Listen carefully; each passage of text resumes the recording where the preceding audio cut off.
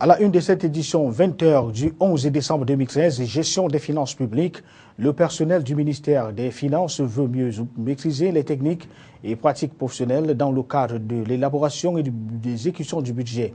Il prend part depuis ce 11 décembre 2013 à Yaoundé à un séminaire de formation des acteurs du budget et comptables des établissements publics administratifs.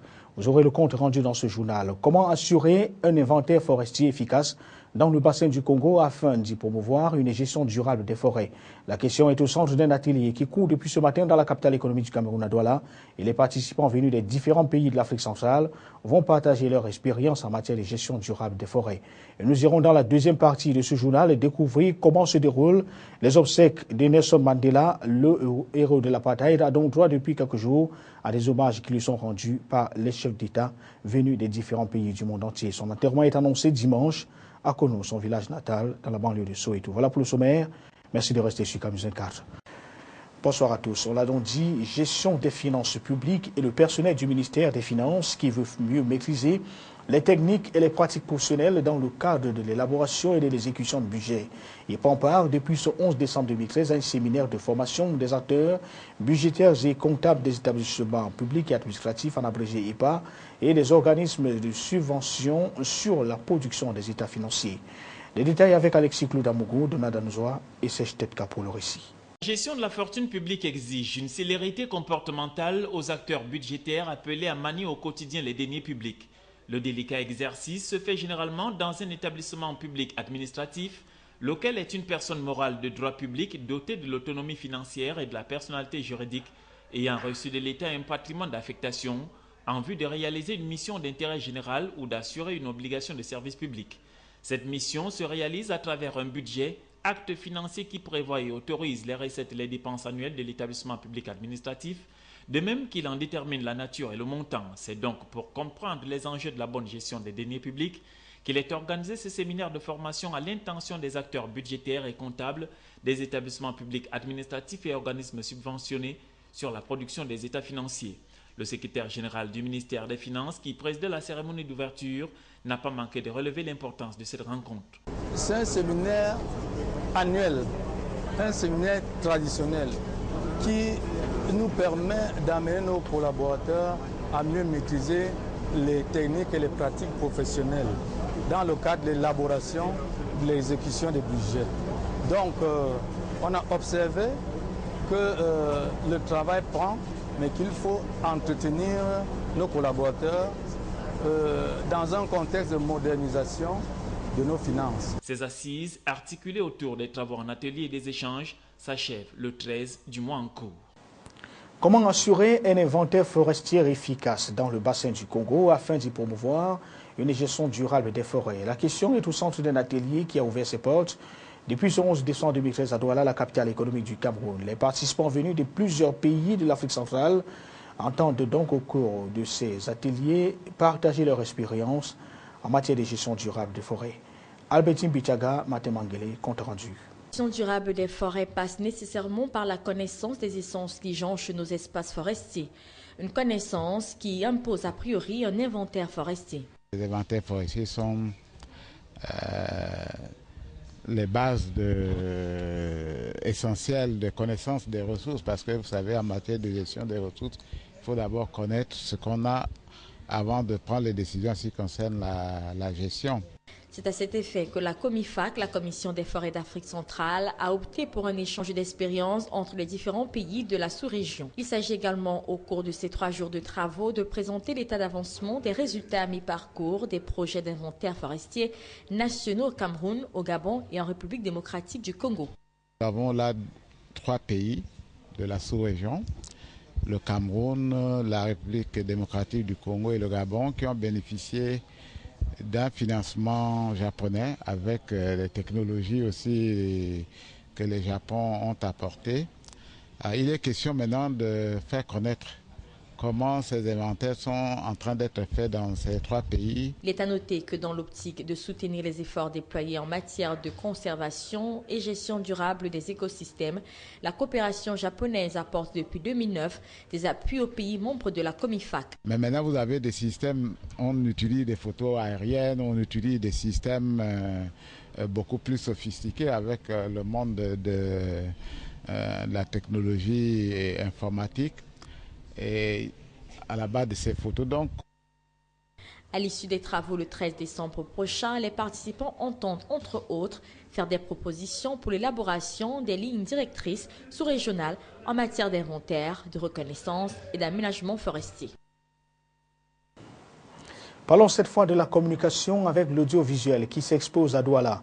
Lancée depuis lundi dernier à Yaoundé, la 8e édition de la Semaine nationale de l'audiovisuel se poursuit dans la capitale économique du Cameroun. Et c'est le campus de l'ESSEC qui sert de cadre au déroulement des activités relatives. Les reporters de Camus 24, Albertine Bichaga et Martin Mangele, qui ont effectué le déplacement du site et sur le site donc de l'événement, ont pu recueillir les attentes des uns et des autres à l'issue de cette semaine qui met au devant de l'actualité les différents métiers des hommes de radio et de télévision. Reportage. Juste quelques stands décorés aux couleurs d'entreprises audiovisuelles accueillent le visiteur sur le site choisi pour l'événement Cisalé Sec de Douala.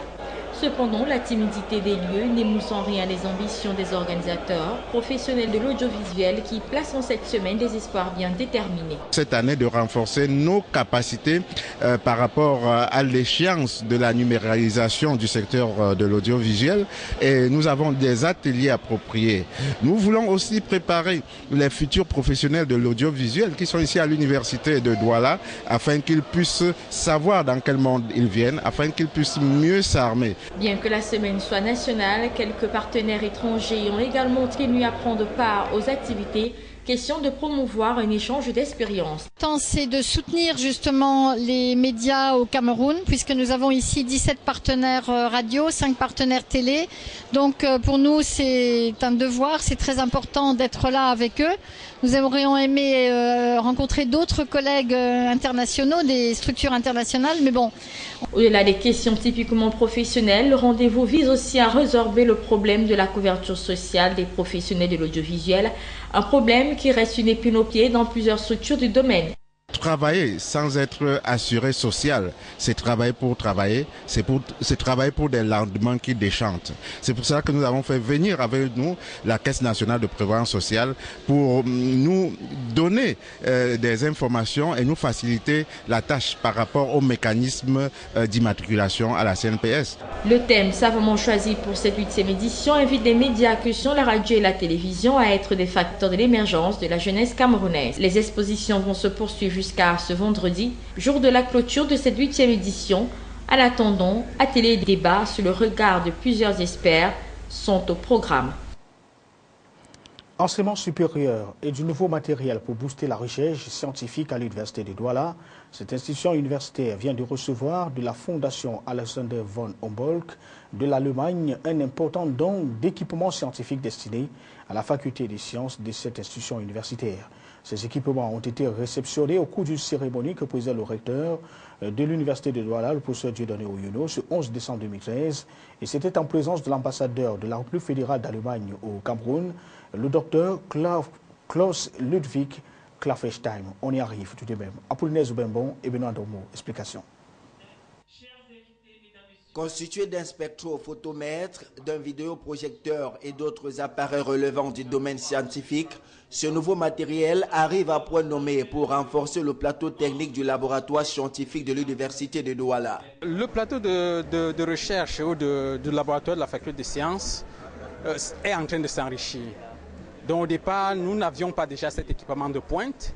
Maintenant, il est possible de faire beaucoup de choses avec ce matériel à présent. Plus encore, donner un coup d'accélérateur aux éminents chercheurs dans leurs travaux de recherche. Nous faisons des recherches sur le plan médicinal et des substances qui possèdent des activités potentiellement antihypertensives ou anti-inflammatoires. Ce dont nous permettra non seulement de valoriser l'utilisation des plantes médicinales, des substances extraites de plantes, mais de proposer une autre alternative au traitement de ces maladies à nos populations.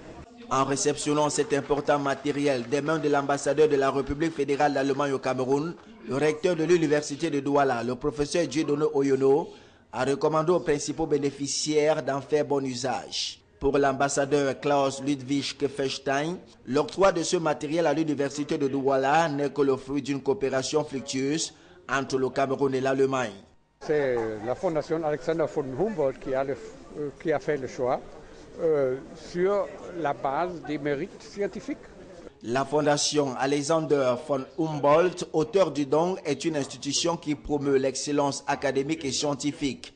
Elle regroupe un vaste réseau de scientifiques dans le monde, dans lequel l'on retrouve une bonne brochette de Camerounais. Ce geste de plus, après celui de 2007 où la faculté des sciences avait reçu un don de même nature, augure certainement des lendemains meilleurs pour la recherche scientifique à l'université de Douala. Restons dans les couloirs de l'université pour parler cette fois de cette actualité à l'université de Maroua avec les 27 nouveaux responsables récemment nommés dans cette institution universitaire qui ont donc été invités à avoir le sens élevé du devoir, au respect de la hiérarchie et à la bonne gouvernance. Cette feuille de route leur a donc été dressée au cours de la cérémonie de leur installation, présidée par le vice-recteur de cette institution universitaire chargé, lui, du contrôle interne et de l'évaluation. Explication Célestin Tabouli, Divine Appui pour le récit. Nommés le 21 novembre et le 5 décembre dernier à l'université de Maroua, les nouveaux responsables qui viennent d'être installés dans leurs nouvelles fonctions ont reçu du vice-recteur chargé du contrôle interne et de l'évaluation qui présidait la cérémonie d'installation en lieu et place du recteur empêché d'être à la hauteur des tâches qui leur sont confiées, car elles requièrent en permanence l'esprit d'initiative, d'anticipation, de clairvoyance et un sens élevé du devoir, une initiative des règles de déontologie professionnelle, notamment la lisibilité et une transparence dans la mise en œuvre des activités que dans la gestion des ressources. Cela n'exclut pas la convivialité et la solidarité, a-t-il recommandé. Le professeur Nem-Pierre Samuel a ensuite prescrit à ces derniers la bonne gouvernance et la bonne gestion des ressources humaines, matérielles et financières de la jeune institution universitaire. Il a poursuivi son allocution en rappelant aux récipiendaires que la réussite de leur mission passe par l'assiduité au travail, le droit de réserve et le respect de la hiérarchie. Il va sans dire que ces nominations signifient d'une certaine façon le renforcement des capacités de la jeune institution universitaire, son enrichissement en capacités et en compétences et traduit sans nul doute sa marche inexorable vers la maturité.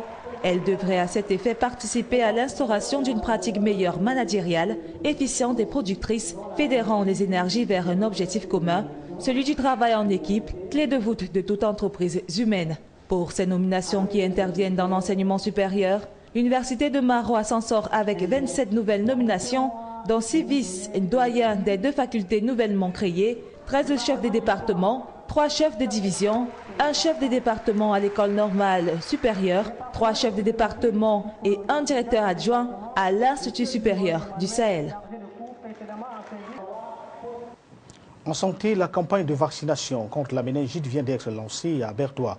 À la place des fêtes de Bétaré Oya, lieu de l'événement, le gouverneur de la région de l'Est, Samuel Iva Dubois, en a profité pour exhorter les populations âgées de 1 à 29 ans et les femmes enceintes à aller donc se faire vacciner pour éviter d'attraper le virus de cette maladie.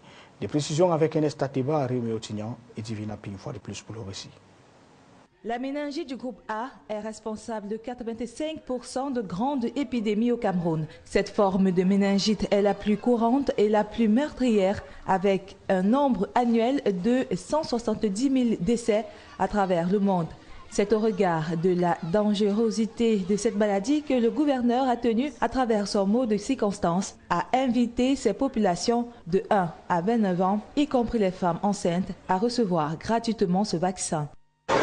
À l'endroit des populations du district de Bétaré Oya, de Batouri et de Garaboulaye, nous voulons dire que cette zone a été ciblée par le gouvernement de la République comme une zone susceptible, n'est-ce pas, d'être envahie par une certaine épidémie en la matière. Donc il est question pour nous, n'est-ce pas, d'appeler tous les jeunes gens de 1 à 29 ans à pouvoir, n'est-ce pas, subir cette vaccination pour pouvoir éviter, n'est-ce pas, les conséquences, n'est-ce pas, du fait qu'on ne soit pas vacciné. 3 districts de santé, à savoir Batouri, Garoua-Boulaye et Bétaré-Oya, ont été choisis à dessein selon un responsable du ministère de la Santé publique envoyé à l'Est pour la supervision de cette campagne. Ces 3 districts de santé, à cause de leur proximité avec les zones frontalières. Donc c'est pour ça, parce que les zones frontalières sont plus exposées aux infections, y inclut la méningite. Il est à noter toutefois que la campagne de vaccination s'achève le 15 décembre prochain sous le slogan « Aidons à faire vacciner gratuitement toutes les populations cibles contre la méningite A ». Dans le secteur de la consommation à présent, on va à Bafoussam, dans la région de l'Ouest Cameroun, pour dire que cette partie du pays dispose désormais d'un espace marchand réservé aux poulets et dérivés. L'espace est réalisé par la communauté urbaine de Bafoussam en partenariat avec le ministère de l'économie, de la planification et de l'aménagement du territoire, a été inauguré au cours d'une cérémonie que présidait Emmanuel Zété. Il est le délégué du gouvernement auprès de la communauté urbaine locale. Les détails avec Médan Ngosso et Pierre Guiague. C'est un espace marchand qui vise à ravitailler la sous-région Afrique centrale en produits avicoles. L'ouvrage qui comporte les secteurs intrants, œufs, poulets frais et fumés, abattage et emballage a été réalisé à hauteur de 74 millions de francs CFA. Une réalisation fruit d'un partenariat entre la communauté urbaine de Bafoussam, dont la contribution a été de 60% du montant, et le ministère de l'économie, du plan et de l'aménagement du territoire pour 40%. Dans un contexte où le secteur avicole a fait ses preuves dans la région de l'Ouest Cameroun, le gouvernement de la République a pensé ce marché et la communauté urbaine de Bafoussam l'a réalisé pour écouler sur place les produits issus de ce secteur en y associant une autre visée. L'objectif recherché pour la construction de ce marché, c'est de créer des structures génératrices de revenus pour combattre la pauvreté et pour tirer les moyens qui vont permettre aux exploitants des lieux et aux commerçants de bien payer les taxes et impôts avec lesquels nous développons la ville de Bafoussam. En ouvrant officiellement ce marché qui est placé sous la supervision des ministères du Commerce et des Pêches et des Industries animales, le délégué du gouvernement auprès de la communauté urbaine de Bafoussam a prescrit un bon usage à ses occupants qui, eux, promettent déjà des produits de qualité en cette période de fête de fin d'année qui approche. Je peux déjà rassurer toute la population qui aura en quantité et en qualité les poulets de chair sur le marché. Des produits avicoles qui porteront l'estampille Made in Bafoussam. C'était le 3e élément en tir à l'ouverture de cette édition d'information. La suite des obsèques planétaires à Nelson Mandela, le héros de la lutte anti-apartheid, était décédé le 5 décembre 2013 dernier. Et depuis quelques jours, ces obsèques officielles ont commencé. Ils se poursuivent d'ailleurs en Afrique du Sud, puisqu'il sera inhumé dimanche à son village natal, à Kono, dans la banlieue de Soweto. Reportage de Daniel Atangana, Divinapi.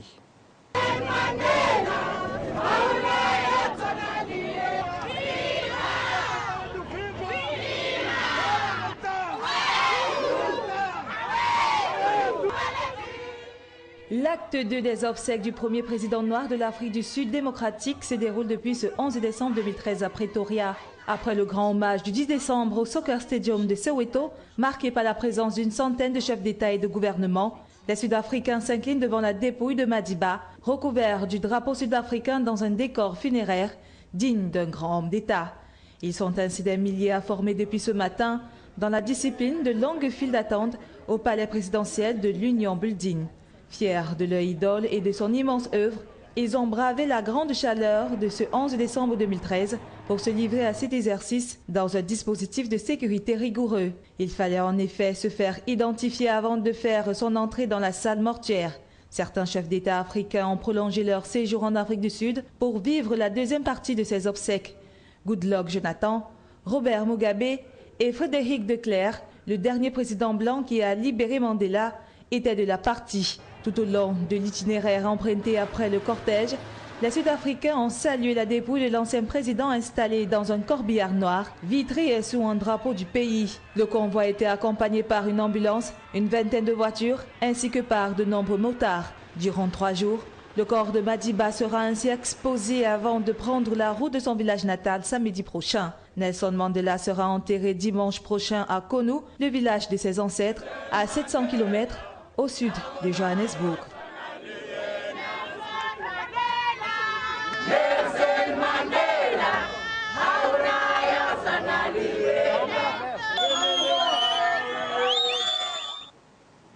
Comme lors du début des obsèques, ils étaient donc nombreux, ces présidents africains sont encore présents aujourd'hui pour la suite des obsèques de leur père, Nelson Mandela, qui a donc été ici, qui est reconnu comme le héros, le père de la révolution en Afrique du Sud. Voici le témoignage de quelques-uns dans ces extraits sélectionnés par la rédaction. Nous voulons célébrer l'œuvre de sa vie. Nous voulons qu'on se souvienne de lui. C'est la moindre des choses. Je suis là pour rendre un dernier hommage à mon président, Monsieur Nelson Mandela. Parce qu'il s'est battu pour nous. Nous sommes libres aujourd'hui, grâce à lui. Alors je pense que c'est très important pour nous de laisser de côté tout ce qu'on a à faire pour aller lui rendre un dernier hommage. Vous savez, c'est comme s'il allait se réveiller. C'est incroyable que ce soit lui. Il est parti pour toujours. On ne le verra plus jamais. C'est la dernière fois. C'est vraiment... Je suis dévastée en ce moment. C'est triste, mais on va continuer. On va reprendre le flambeau et continuer. Quand un soldat meurt, vous ne faites pas le deuil. Vous prenez la lance et vous continuez. La lutte continue pour toute l'Afrique. J'ai décidé de venir ici en l'honneur de Nelson Mandela. J'ai amené ma fille qui a 11 ans aujourd'hui.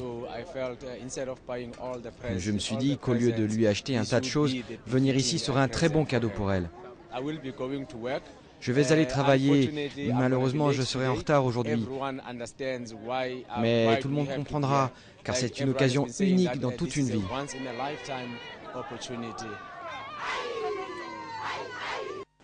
L'hommage à Nelson Mandela se vit également dans les représentations diplomatiques de la nation arc-en-ciel à travers le monde. À Yaoundé, c'est le Haut Commissariat des Nations Unies qui est au devant de la scène.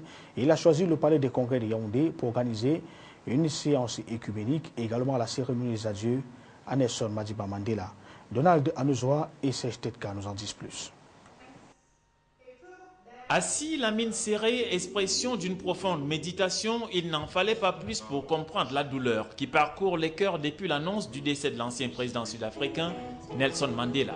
L'hommage à lui rendu au Palais des Congrès de Yaoundé a permis à toute la composante sociologique du Cameroun de revisiter le parcours de cet homme qui vit le jour le 18 juillet 1918. L'éloge funèbre prononcé par son Excellence Madame le Haut-Commissaire d'Afrique du Sud au Cameroun va susciter une forte émotion dans la salle. Elle ne dira rien comme Mandela n'aura dit de son vivant.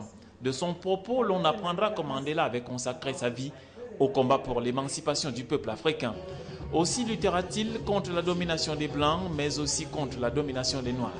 Il est resté très attaché à l'idéal d'une société libre et démocratique dans laquelle prévalent l'harmonie et l'égalité des chances pour tous. Mandela espérait vivre assez longtemps pour voir cet idéal se réaliser et de poursuivre que si nécessaire, c'est un idéal pour lequel le leader noir de l'ANC était prêt à mourir.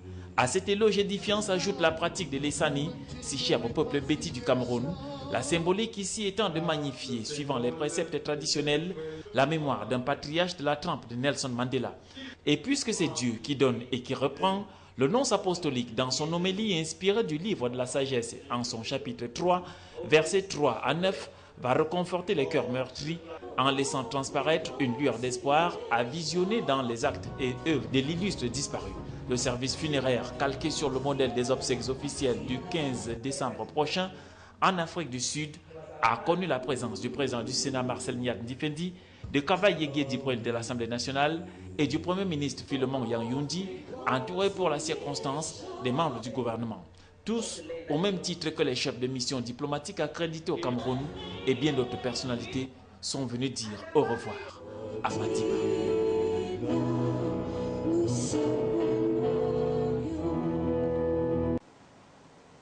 Voici à présent l'essentiel de l'actualité internationale avec la rédaction de C24.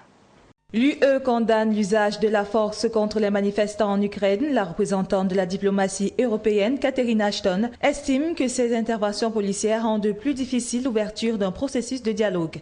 Les manifestants, eux, restent plus déterminés que jamais et occupent toujours la place de l'indépendance à Kiev. L'homosexualité redevient un crime en Inde. L'arrêt de 2009 dépénalisant les relations homosexuelles a été cassé par la Cour suprême. Elle confirme ainsi la validité d'une loi héritée du colonisateur britannique. L'homosexualité a longtemps été tabou en Inde et considérée comme une maladie mentale par de nombreux Indiens. Alerte à l'amiante à la tour Montparnasse. Un rapport d'experts indique que des particules circulent dans des gaines d'aération alors même que des travaux de désamiantage sont en cours et que 5000 personnes travaillent dans l'immeuble. Il était l'utilitaire fétiche des hippies et le symbole de la liberté. Le combi Volkswagen va définitivement tirer sa révérence. Une décision prise par le constructeur pour un modèle qui détient le record de longévité. Le dernier combi sortira le 20 décembre d'une usine brésilienne. Parlons un peu de sport avec la Ligue de foot, avec la Ligue de Nambudo dans la région du Sud qui est donc devant l'actualité. Les entraînements ont permis au public d'apprécier les techniques et surtout l'art de combat dans cet art martial. L'essentiel avec lui de Gozanga, Akanj Banda et Michel Atepa pour le récit. 7 clubs étaient présents à ce rendez-vous offert par les champions d'Afrique de la discipline. La compétition était placée sous la supervision et la coordination des encadreurs et de nombreux spectateurs venus apprécier les techniques du Nambudo. Une occasion pour ces athlètes d'exposer leur talent et de procéder à quelques démonstrations. Ce rendez-vous a été aussi mis à profit pour faire le bilan de la saison sportive dans les 2 ligues, notamment les différents stades organisés, les tournois, la promotion et la formation de la discipline ainsi que l'activité des clubs et le niveau des athlètes. Au cours de l'année 2013, toutes les ligues régionales du Cameroun ont fonctionné normalement, à l'instar de la ligue régionale du centre qui clôture aujourd'hui ses activités. Il y a eu également la ligue régionale du sud-ouest qui, celle-là même, qui nous a présenté le champion de la Coupe du Cameroun, le détenteur de la Coupe du Cameroun. Cette Coupe du Cameroun qui s'est déroulée il y a 2 semaines. Ça fait partie des activités que nous avons programmées et que nous avons réalisées. Donc la Coupe du Cameroun de Nambudo s'est déjà faite et nous avons pu la clôturer comme ça. Avec un bilan plutôt satisfaisant, la Ligue régionale du Sud et du Centre de Nambudo a pris l'engagement de parfaire les manquements observés dans son fonctionnement en vue de hisser cette discipline à la première marche du podium en 2014. Bien, c'est ici que nous mettons un terme à cette édition. 20h du 11 décembre 2013. Retrouvez déjà dès demain à partir de 20h Albertine Pichaga qui est de retour et va vous entretenir dans le cadre de l'édition d'information, la grande édition du journal 20h du jeudi au dimanche prochain. Quant à nous, nous serons très heureux de vous retrouver lundi quand il sera 20h. Mais surtout, ce cas nous encadre parce que les formations et les programmes se poursuivent. Nous vous suggérons de suivre juste après ce journal, à partir de 21h, une édition spéciale de International réservée exclusivement aux hommages planétaires à Nelson Mandela. Vous retrouverez dans ce cadre précis Franck Lali, Ghislain Congan et leur invité. Espace horaire 21h et 23h. Merci de rester sur Cam 54. Nous vous souhaitons de passer des bons moments en compagnie de nos programmes. Bonsoir.